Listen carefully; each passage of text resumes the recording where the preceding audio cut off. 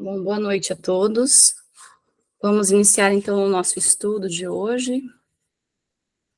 Eu inicio saudando a nossa amada Anandamoy, Jai Shri Anandamoy Ma.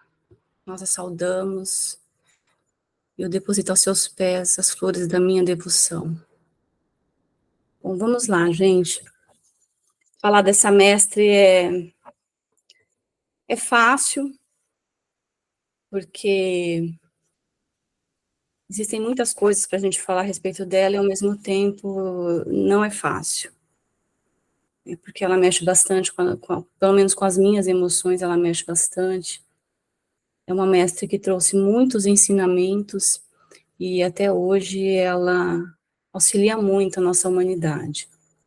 Eu vou começar falando de uma curiosidade, porque se vocês forem pesquisar a respeito de Ananda Moy, se vocês verem no livro Autobiografia de Yogi, de Paramahansa Yogananda, ela vai estar escrita Ananda Moy, com O, Ananda Moy Ma, como a gente colocou no banner, né, da live. Mas se você pesquisar na internet, livros, está escrito Ananda Mai. Então, a gente vai encontrar, pesquisando a respeito dela, essas duas formas de escrita. Ananda Mai, Ma, com Y, A-I-Y, na forma hindi, que é a língua oficial da Índia, né, que 70% da população fala essa língua. E Ananda Moy, Ma, como Yogananda escreveu, é em Bengali, que é a língua materna. Então, as duas formas se referem a ela. E se refere às manifestações da Mãe Universal. Ela é referida na Índia como uma das manifestações da Mãe Universal, na forma humana. Ananda Moy, ela reencarnou na Terra no dia 30 de abril de 96, numa pequena vila da Índia, e recebeu o nome de Nirmala Sundari Devi, que significa beleza imaculada ou pureza. Ela teve uma infância muito alegre. A família dela era uma família de poucos recursos, muito simples, muito modesta, mas era uma família, relatam-se que era uma família de pessoas muito amáveis, muito cordiais, caridosas, né? E ela teve uma infância alegre, embora humilde, modesta. Era uma menina de uma beleza ímpar, era muito querida por todas as pessoas. E ela apresentava desde muito cedo um impressionante equilíbrio emocional e espiritual. Ela sempre se mantinha serena e conseguia manter uma neutralidade frente a diversidades da vida, situações que os adultos se abalavam, se afetavam, mas ela não. E isso impressionava muito os familiares dela, com essa postura que ela tinha, esse equilíbrio emocional desde muito pequena. E na infância ela cursou a escola fundamental por 2 anos apenas, então, portanto, ela mal foi alfabetizada. E ela não teve nenhuma formação religiosa formal. Próximo aos 13 anos de idade, um pouco antes de completar os 13 anos, ela foi casada. A família casou ela com Ramani Mohan. É que pelos costumes da Índia, as crianças, os jovens eram casados muito pequenos, né? Mas era um casamento, como pelos costumes, era um casamento apenas simbólico. Era feita a cerimônia, né? E a menina ela ia morar na casa do noivo, da família do noivo, até ela atingir uma idade, uma maturidade, que era própria para se iniciar uma vida conjugal. E assim foi feito. Né? A Nirmala casou-se, foi casada, né, pela família, e foi morar na casa do irmão mais velho do noivo dela. E por lá ela viveu por 4 anos. Então, de uma infância alegre, descontraída, ela passou a viver em um lar onde ela tinha que assumir, tinha que se dedicar, né, e cumprir certos compromissos. Ela tinha que ajudar com a cunhada nos trabalhos da casa, lavar, limpar, cozinhar. Então, ela tinha algumas responsabilidades. E apesar dessa mudança de lar, desse modo de vida, de uma rotina mais rígida, que tirou ela da infância, a Nanda Moy se manteve inalterada na forma de ser dela. ela manteve a natural felicidade em ser útil, que era uma coisa muito dela.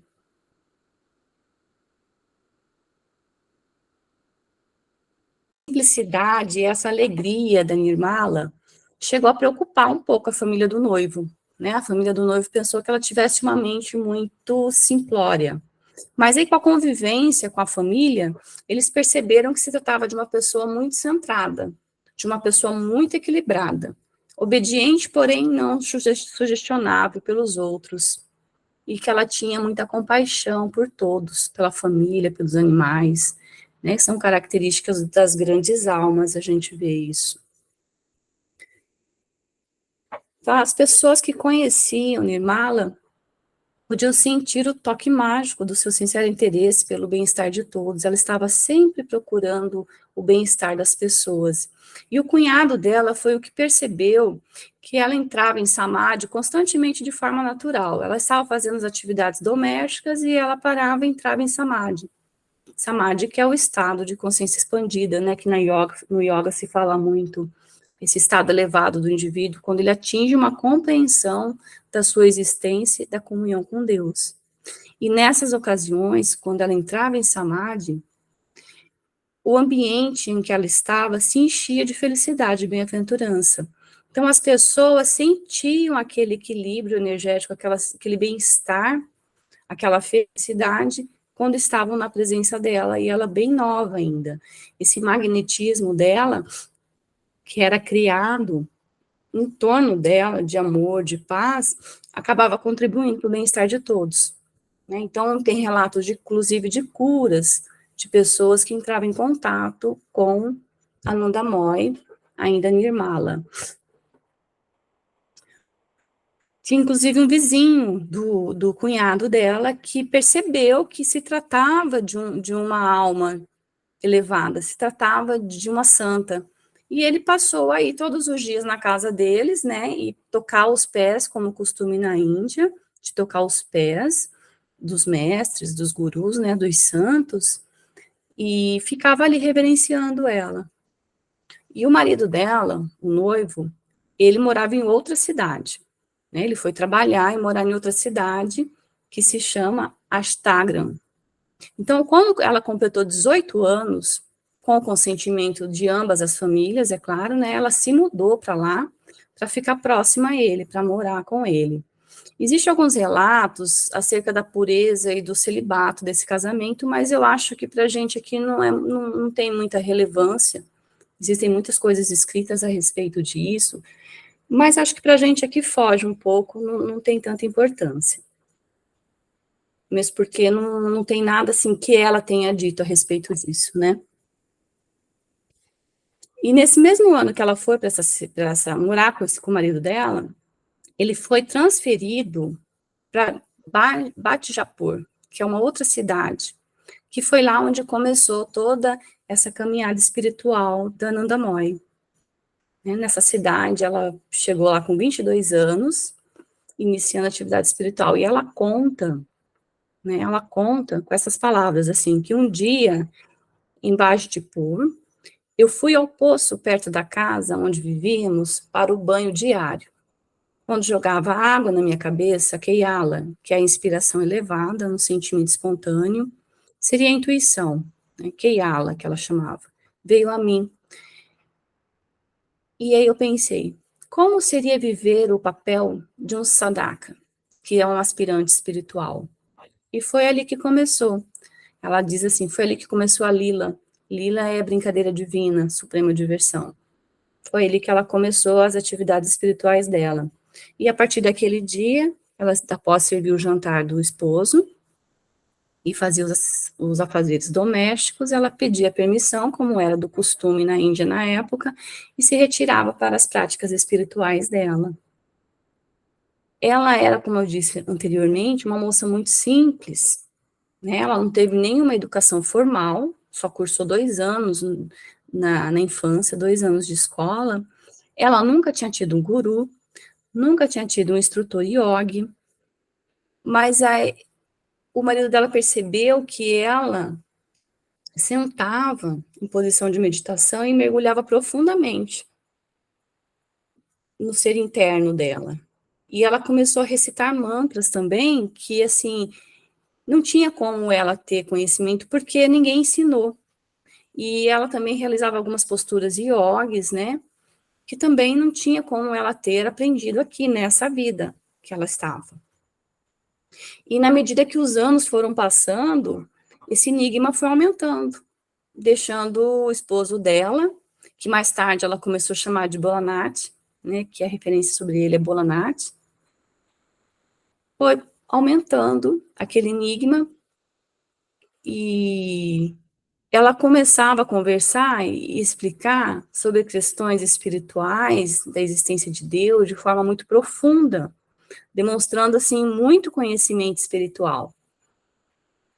E quando ela se dedicava aos mantras, ele percebeu que ela mergulhava tão profundamente naquela prática que parecia que ela se tornava uma com aquele som que ela emitia. E naquele momento, ela irradiava, emanava uma santidade tão genuína que quem estava próximo a ela, na presença dela, recebia aquelas bênçãos. Aí ele compreendeu que a esposa dele era muito mais do que ele imaginava, né? E aí ele tornou-se discípulo dela e guardião. E ele fez um voto de silêncio até o desencarne dele, e ele fez esse voto, ele cumpriu esse voto de silêncio ao lado dela. Tem relato de que a família dele tentou, assim, arranjar um novo casamento para ele, né? Mas aí ele percebeu que ele estava ao lado de uma santa, de uma grande alma. E foi na década de 20 que ela, Nirmala Sundari, recebeu o nome de Anandamoy de um devoto dela. E Anandamoy significa mãe permeada de bem-aventurança, de felicidade divina. Aí nessa época começou a se formar um pequeno círculo de devotos, embora ela sempre dissesse que ela não era um guru, mas ela se tornou um guru para muitas pessoas na Índia e até hoje, né? Durante os 6 anos seguintes, que ela iniciou essas práticas espirituais, ela se aprofundou cada vez mais nesses sadhanas, né? Sadhanas que são as práticas espirituais.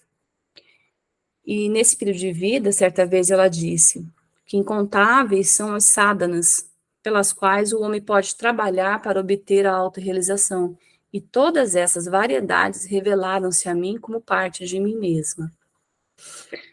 A gente pode ver que existe uma semelhança entre Anandamoy e Ramana Maharishi. Anandamoy, como ele, não teve um guru e se auto-iluminou, né? As verdades divinas, o conhecimento fluíram naturalmente através dela.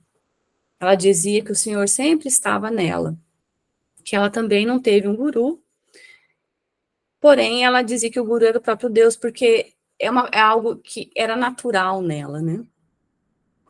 Ela conversava com estudiosos das doutrinas, os buscadores espirituais, as setas, e todos se maravilharam com o brilhante, o detalhamento do conhecimento dela. Aí, anos mais tarde, Sirimá disse que teve o conhecimento que era ainda uma pequena fração de tudo aquilo que havia revelado durante seus anos de sadhana. Então, tudo que ela falava, que ela revelou ali, era uma pequena fração de tudo que ela sabia, de tudo que foi revelado a ela. Ela apenas se concentrava e todo aquele conhecimento fluía através dela. E ela relatava que uma vez ela se concentrou e o próprio Bhagavan Krishna sussurrou um mantra no ouvido dela, que era o mantra secreto de Anandamoy. Em 1924, mudaram-se para Dhaka, uma outra cidade. Só um minutinho que eu estou tentando passar o vídeo dela enquanto eu falo, mas está travando aqui, está tirando um pouco a minha...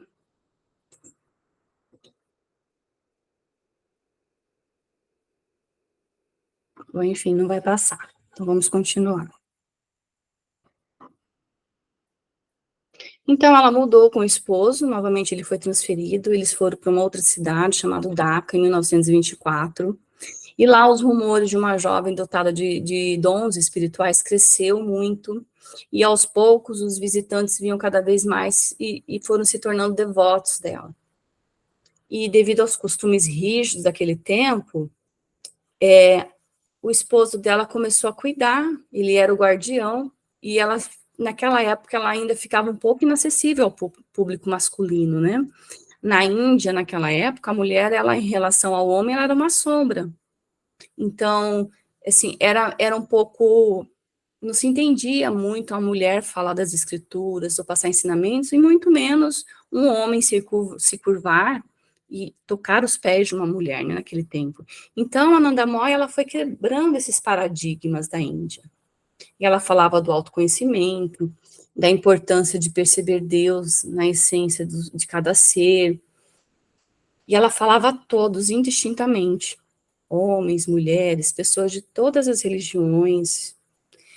E muitos estudiosos, muitos eruditos, estudiosos yogis, mestres, eles foram conhecer a Nanda Moy. Despertou neles, né? Quem é essa mulher que todos estão dizendo? E quando eles iam conhecer, eles constataram, e muitos falaram, se referiram assim, que ela era a corporificação da sabedoria da Mãe Divina. E alguns desses mestres, alguns com mais idade do que a Nanda Moy, eles acabaram encontrando nela a mestre final das suas vidas, como o exemplo de Gopinath Kaviraj. Ele era considerado uma autoridade em tantrismo. O tantrismo era um movimento que tinha como objetivo a expansão do conhecimento. E ele também era um mestre sânscrito das escrituras hindus, ele era professor. Então, ele foi conhecê-la, e aí ele passou os últimos anos da vida dele no ashram do Ananda Moy. E ele dizia que encontrou nela o seu refúgio, o seu refrigério. E o outro também importante líder espiritual da Índia, que da mesma época de Ananda Moy, Swami Shimayananda, ele afirmou que assim como não há necessidade de se definir o que vem a ser um raio de luz quando o sol brilha, da mesma forma, Sirimá é compreendida com simplicidade, sem necessidade de demonstrações. Swami Sivananda escreveu que Ananda Moy foi a flor mais perfeita que o solo indiano produziu. Então, ela passou a ser, foi constatada esse conhecimento, então se viu que não era apenas uma histeria, né, religiosa, mas que realmente se estava diante de um grande ser. E Yogananda, no livro dele, Autobiografia de um Yogi, relata que ele foi conhecê-la quando ele esteve na Índia pela última vez, em 1935, ele foi conhecê-la, né? Ele estava já para ir embora da Índia, mas ele não podia ir, ele conta, sem conhecer a Nanda Moy. E no livro ele escreve que ela só tinha consciência de ser uma alma imutável, saudando outro devoto de Deus, quando ele encontrou com ela. E ela foi ao encontro do Yogananda, saudando como se ele se ela já conhecesse ele. Ela falou assim, conforme está no livro: Pai, estou me encontrando com o Senhor pela primeira vez nesta vida, depois de séculos. E o Yogananda, ele relata que havia encontrado assim, muitos homens de realização divina, mas nunca uma santa de tanta elevação. E ele escreveu: sua face delicada brilhava com a inegável alegria que lhe valia o nome de Mãe Bem-aventurada. Ele fala da sua magnitude espiritual, né? E aí ele diz que ela fazia sentir como se fosse uma amiga íntima de todos eles que estavam ali perto dela. Mas a sua áurea de distanciamento a envolvia sempre, paradoxal isolamento da onipresença. Aí eu trago aqui uma parte do livro dele, que é um diálogo que ele teve com ela, que eu acho muito bonito. Então eu vou ler para vocês na íntegra. Yogananda pergunta para ela: por favor, conte-me um pouco da sua vida. E ela responde: o pai já sabe de tudo, para que repetir? Ela se sentia, evidentemente, que a história concreta de uma curta encarnação não merecia referência. Eu ri insistindo delicadamente em meu pedido? E ela respondeu: Pai, há pouco para contar. Ela estendeu as mãos graciosas em um gesto de quem pede desculpas e disse: Minha consciência nunca se associou a este corpo temporário. Antes de vir a este mundo, pai, era a mesma. Quando menina, era a mesma. E agora, pai, em sua presença, sou a mesma. Por todo sempre, embora a dança da criação se modifique ao meu redor, nos salões da eternidade, serei a mesma. Nesse livro, Yogananda, ele ainda relata uma conversa que ele teve com uma discípula da Nanda Moy, né, enquanto eles estavam ali. E essa discípula, ela relatou para ele que eles viajavam muito pela Índia, extensamente. Eles iam em muitas regiões, né? E ela tinha centenas de discípulos já nessa época. E ela afirmou que os esforços dela, muitas reformas sociais que a população desejava, principalmente as mulheres. E embora ela fosse brahmane, né, aquela questão de castas, ela não reconhecia essa distinção de casta. Ela sempre tratava todas as pessoas de uma mesma forma, como se todos fossem um só, como se todos fossem muito íntimos dela, né, como o Yogananda disse, como ele se sentiu. E como ela permanecia em estado de samadhi por muito tempo, esses discípulos, sempre em número de 20 ou mais, sempre viajavam com ela e eles cuidavam dela, porque ela não sentia necessidade de se alimentar, ela não tinha necessidades assim materiais. Então, por conta deles, porque na verdade eles tinham esse medo de perder aquela mãe, né, aquela figura, então eles alimentavam ela, porque eles colocavam a comida na frente dela e ela não comia. Então, com as próprias mãos deles, eles acabavam alimentando ela e cuidando dela. E para finalizar essa parte do livro, uma referência que Paramahansa Yogananda faz de Ananda Moy, ele diz assim: Ananda Moy Ma oferece fidelidade exclusiva ao Senhor, com a lógica segura da fé, e jamais recorrendo às distinções excessivamente rebuscadas dos eruditos. A santa, semelhante a uma criancinha, resolveu o único problema da vida humana, estabelecer unidade com Deus. Então, esses seres como Ananda Moy, quando eles estão encarnados aqui na Terra, eles elevam a vibração do planeta pelo seu magnetismo. Então, apenas a presença deles já equilibra todo o magnetismo da Terra, né? Então, embora aparentemente eles estejam estáticos ou em profunda meditação, muita coisa eles estão realizando em benefício de toda a humanidade no silêncio. Eles servem inteiramente a Deus, estão sempre nos auxiliando. A gente viu com Siddhartha Gautama, Francisco de Assis, né? E com Ananda Moy a gente percebe a mesma coisa. Esses relatos, tem relatos dessa oscilação entre as dimensões, que ela ficava entre a dimensão terrena e a transcendental. E era uma coisa constante.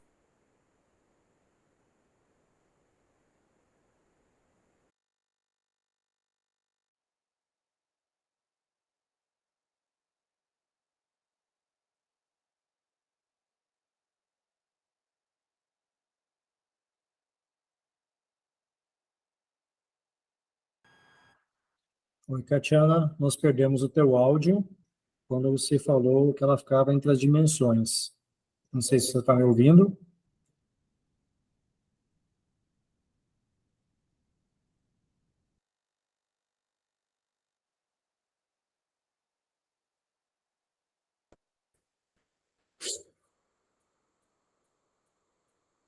Voltou, Alessandro?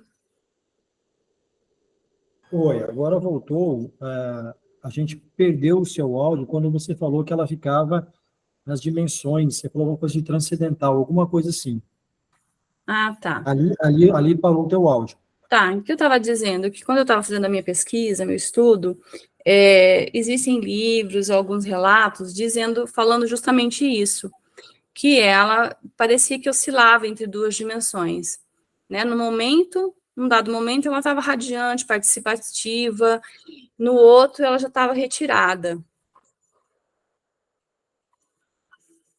Parece que ela estava completamente imersa no mundo interno. O que a gente percebe é que Shrimá, ela, apesar de reencarnada em um corpo físico, ela já havia transcendido a consciência humana dela, material, né? Essa consciência que nós vivemos. Então, ela vivia em um estado de consciência expandida o tempo todo. Ela estava consciente da condição divina dela, ela era consciente. Ela já estava preparada, ela já veio pronta para a missão dela, como a gente vê com Ramana Maharishi. Ela veio pronta, ela tinha essa consciência de que somos todos um com Deus. Então, era isso que, assim, nós pensamos que é o que acontecia, né? Ela estava, verdadeiramente, ela estava desperta. Na verdade, nós que vivemos um sonho, nós vivemos essa ilusão, acreditando que a vida material é real, né? E ela não, ela estava, na verdade, desperta. Esse estado de expansão de consciência em que ela se encontrava o tempo todo, fazia realmente ela viver em outro plano, né? Ela não tinha pouca consciência do corpo, do plano físico, mas ela vivia num estado de serenidade, silêncio interno inabalável. E isso, assim, desde muito pequena, quer dizer, que mostra que realmente ela veio pronta, né? Ela não se iluminou aqui, ela já estava iluminada. E ela mesma dizia, tem uma frase dela, muito bonita, que ela falava, eu não tenho nenhum senso de ego ou separação. E em mim, cada um de vocês tem, em igual medida, a altura e a profundidade da eternidade. Então, ela tinha essa consciência, que somos todos um, né? Todas as pessoas eram iguais a ela, e ela sentia Deus em todo mundo. E em agosto de 1937, desencarnou um dos mais dedicados devotos dela, Baiji. E em maio do ano seguinte, quer dizer, pouco tempo depois, desencarnou Bolanati, o companheiro, que era o marido e o companheiro dela de caminhada. E todo mundo se preocupou, ficaram, né, a expectativa de todos era que ela ficasse triste, e ela, contrariando essa expectativa dos seguidores dela, ela não demonstrou nenhum sinal de tristeza, ela permaneceu serena, como sempre, né, e quando questionada, ela falou, vocês lamentam e choram quando uma pessoa vai para outra sala da casa? A morte está inevitavelmente conectada à vida. Na esfera da imortalidade, que significado tem a perda de uma morte e a morte? Ninguém está perdido para mim. Né? Uma prova de que realmente ela tinha essa consciência já de um todo. E a Nanda Moy não parava, ela não ficava fixa em nenhum lugar. Né? Ela seguia o que ela chamava de Kriala, que é essa inspiração divina, e quando vinha essa inspiração, ela simplesmente partia, ela movia-se continuamente, e não tinha um planejamento. Ela ia de cidade a cidade, seguindo sempre e sempre rodeada de uma multidão de devotos, para onde ela ia, pessoas de diferentes idiomas, de províncias, de religiões, ela tinha muitos seguidores. Ela simplesmente ela ia para uma estação ferroviária mais próxima, às vezes no meio da noite, pegava o trem de partida e ia, sempre seguida de um grupo de discípulos mais próximos, né? Então, ela viajava por toda a Índia ensinando que o objetivo da existência humana é despertar para a verdadeira verdade suprema, de perceber Deus em si, em todos os corações.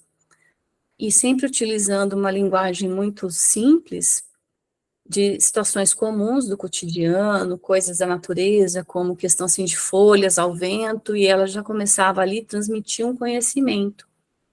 Né? Ela nunca preparou discursos, ela nunca escreveu nada, era tudo muito espontâneo, muito natural dela. E em 1940, Shri já era conhecida e respeitada entre personalidades de considerável renome na Índia. Ela era conhecida pelas ordens monásticas, os governadores, príncipes, todos já tinham respeito por ela. E essas ordens monásticas se referiam a ela como a quintessência da tradição upanishádica, ou seja, o que havia de mais puro e perfeito, né, quintessência daquelas escrituras dos Upanishads, que são as escrituras sagradas do hinduísmo. E muitos eventos religiosos que existiam na Índia, que existem até hoje, Shri Mala sempre era recebida como uma celebridade, sempre com muito glamour, né? Os políticos, todos sempre buscavam ela, conversavam, mas ela não dava muita importância para esse tipo de coisa. Ela era uma pessoa muito simples. Ela falava muito sobre a importância da prática mensal, se não semanal, de retiros, de cantos devocionais, falava muito de Deus, né? Ela falava do jejum, da importância do jejum, como uma forma de limpeza e purificação da mente e do corpo, que ajuda, né, os buscadores da autorrealização.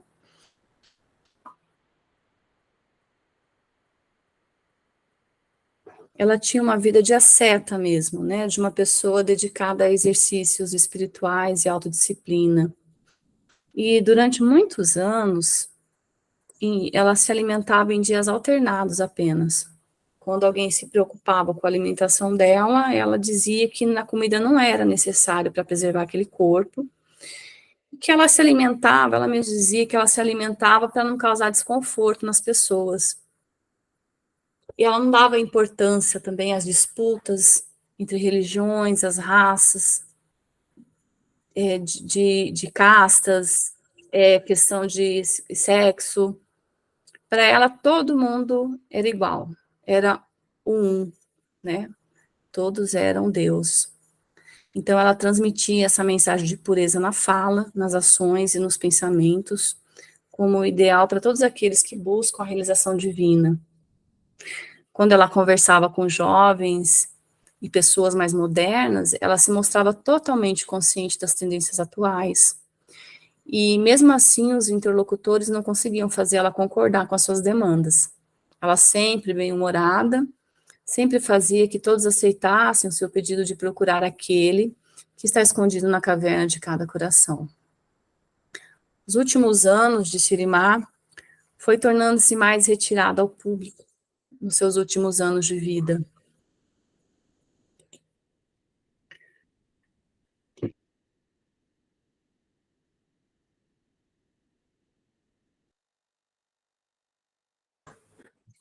Desculpa, eu tive que cortar o áudio por um minuto. Então, nos últimos anos de vida, ela foi se retirando gradualmente da presença do público, recebendo menos devotos, e a saúde foi ficando mais frágil, né?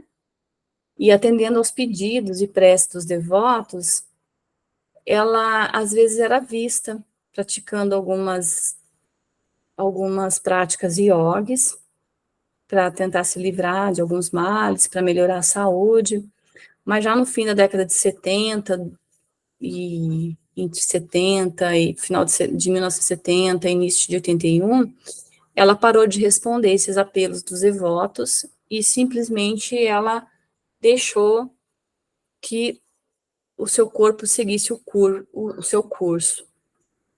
Então, ela cumpria os seus compromissos, sempre de forma serena, mas aos poucos ela foi se retirando das massas e as pessoas foram se acostumando em vê-la cada vez menos, né? Tendo menos acesso a ela. E teve uma ocasião que um yogi chamado Shri Jaga de Guru convidou ela para uma cerimônia Durga Puja, um festival de celebração da deusa Durga lá na Índia. E ele insistiu para ela se preparar e se livrar, porque ele sabia que ela podia se livrar daquelas doenças, né, que estavam fragilizando o corpo físico dela, para que ela pudesse comparecer ao evento. E ela respondeu: este corpo não tem doença alguma, paizinho.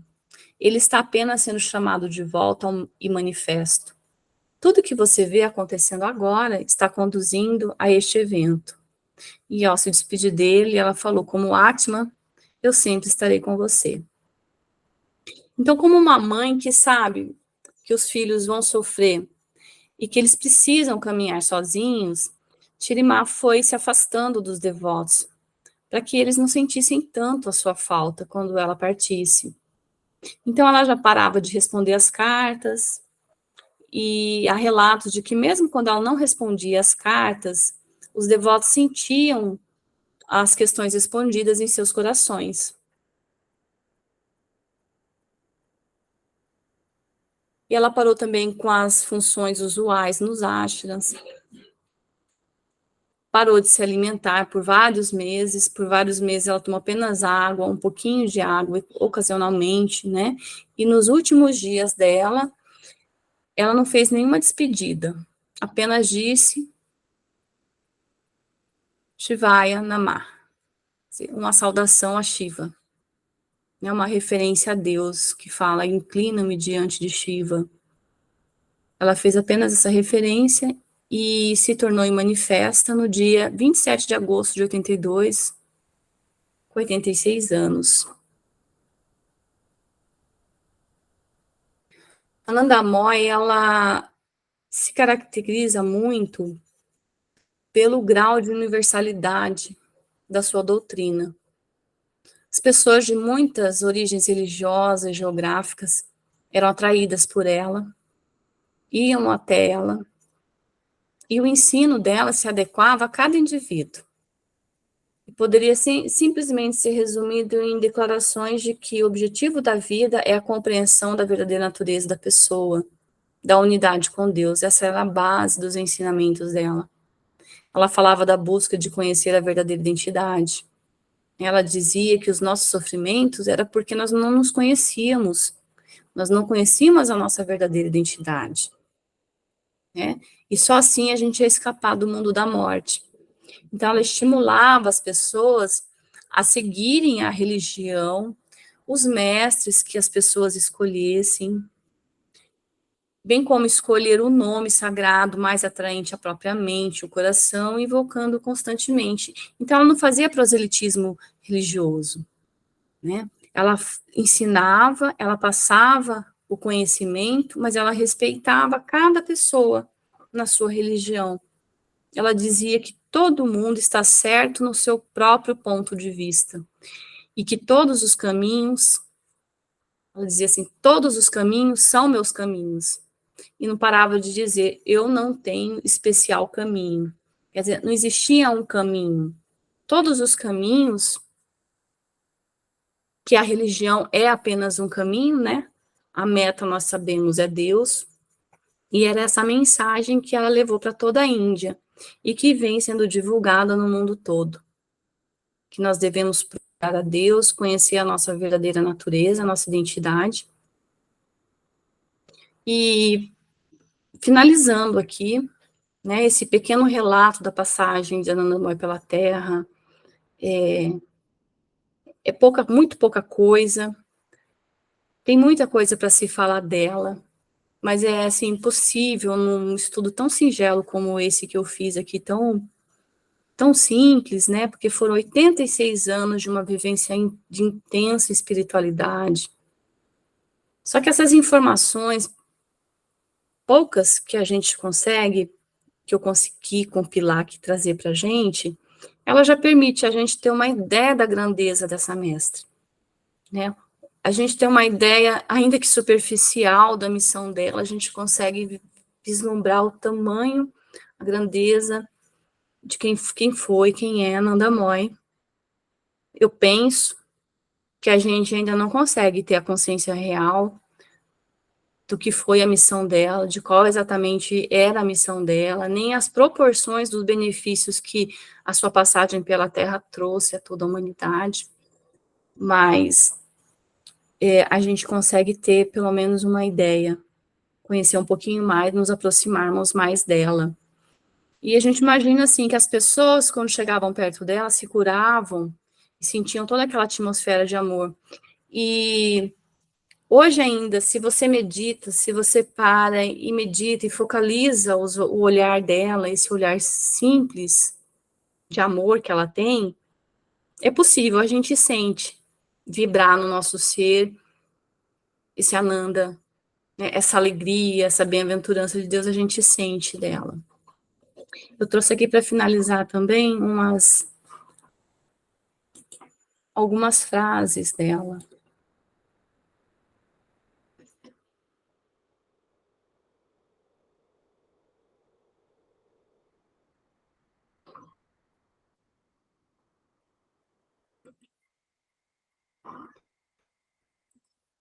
Só um minutinho que eu vou tentar compartilhar.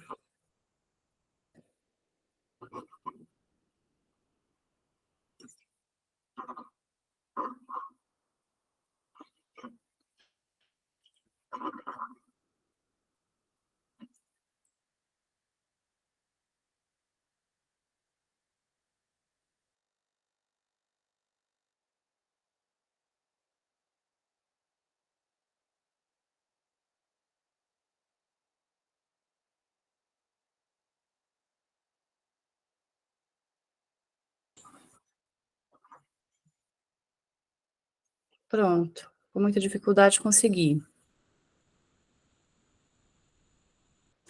Então, algumas frases de Ananda Moy. Sinta que tudo o que acontece está nas mãos dele. Você é apenas ferramenta, por isso, ponha seu corpo, mente e coração em qualquer serviço que você venha fazer. Sorria o mais que puder. Assim, todos os nós rígidos no seu corpo serão afrouxados, tornando seus os interesses das outras pessoas. Busque refúgio aos pés delas, com total entrega. Então você perceberá que o riso que flui do seu coração iluminará o mundo. E uma outra também muito bonita. O que há neste mundo? Absolutamente nada duradouro. É, portanto, para o Senhor que nossas aspirações devem se empenhar. Ore para que o trabalho feito através de você seja puro, pois você é instrumento dele. Lembre-se dele em tudo que você fizer. Quanto mais puro for o seu pensamento, mais bonito será o seu trabalho. Neste mundo, você recebe uma coisa e amanhã pode ter ido embora. É por isso que o espírito de serviço deve animar sua vida. Portanto, sinta que em tudo que você faz, o Senhor aceita que você o sirva. E aqui eu encerro o nosso estudo sobre essa mestra maravilhosa, Ananda Moy Ma, Jai Ananda Moy.